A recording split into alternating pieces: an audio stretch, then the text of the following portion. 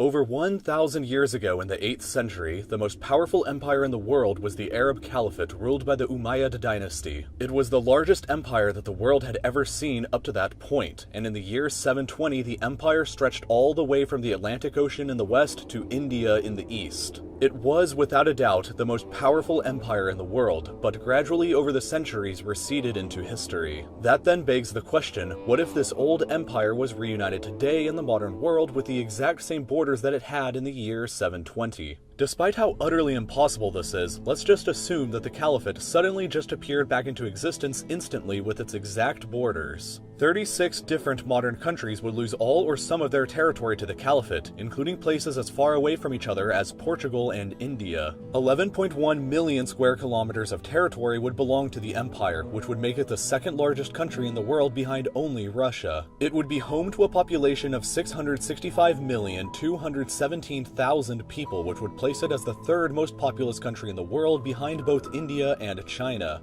Compared to the recreated Roman Empire that I did in another video, the Caliphate would have a similar but slightly smaller population. Something interesting that I discovered while doing the research for this video was that despite the empire being called the Arab Caliphate, Arabs themselves would only form a plurality within the country at 46% of the population. It's easy to see why, since the empire covers an extremely diverse amount of land, with Spaniards and Portuguese over here, Turks here, Kurds here, Persians here, and Pakistanis and Indians over here in the east. Arabic would be the official language spoken by a majority of the population, but Arabic itself is quite different from place to place. Arabic speakers in some parts of North Africa, for example, are completely incomprehensible to many Arabic speakers from Syria or Iraq for a variety of reasons. Perhaps every variety of the language would be considered as official, but overall Arabic would remain the most well-understood language within the borders of the empire. Of course, from the title of this video and the area of the world that we're talking about, you probably were safe to assume that Islam would be the dominant religion within this empire. Islam would be represented by 85% of the Caliphate's modern population, divided between 64% being Sunni and 21% being Shia. The Caliphate would also have a very large Christian minority represented by 9% of the population. Jews would make up 1% of the population.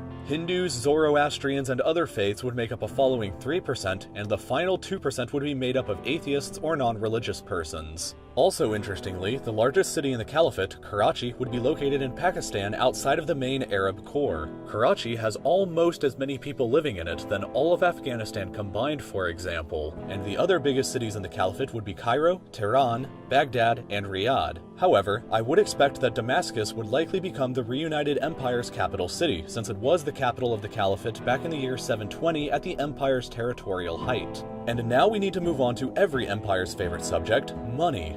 The reunited Arab Caliphate would have a nominal GDP of 5.34 trillion US dollars, which would mean it would be the third largest economy in the world, overtaking both Germany and Japan, but remaining behind China and the United States. But that's actually a pretty high-valued economy compared to other empires that I've covered in the past, like the Soviet Union and the United African Continent, for example. However, the Caliphate's nominal GDP per capita would be down to just $8,027 a person, which means that the living conditions for the average citizen would be roughly the same as it is for the average citizen in China today. Of course, since the Caliphate would absorb entire countries like Saudi Arabia, Iran, Kuwait, and Qatar, it would instantly become by far the world's largest producer of oil. In fact, nearly 30% of all the Earth's oil production would be controlled by the Caliphate, which would give it an enormous leverage on the world stage. The other tool that the empire could use as leverage would be its massive military, which would become the largest in the world with 4,214,000 active-duty troops. That's more active-duty soldiers than China and the United States combined, and in addition, the Caliphate would find itself in possession of an additional 4,216,000 troops placed in reserves. If called upon, the Caliphate would have by far the largest military force in the world. The only two empires that I've covered before who would have larger militaries would be both the Mongol and British empires.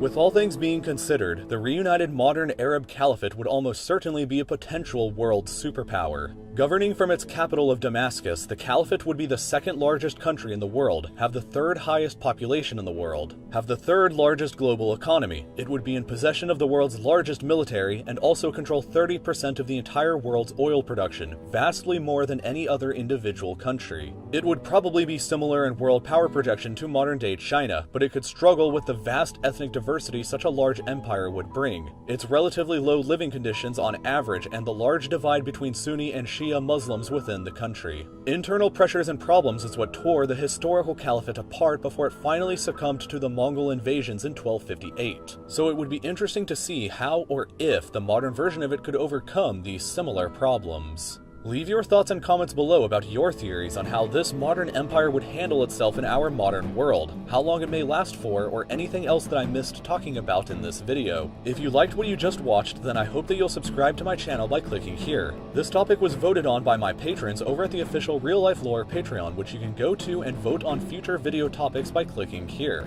You can watch some older videos of mine over here on the left, and I hope to see you soon for another new video next Friday.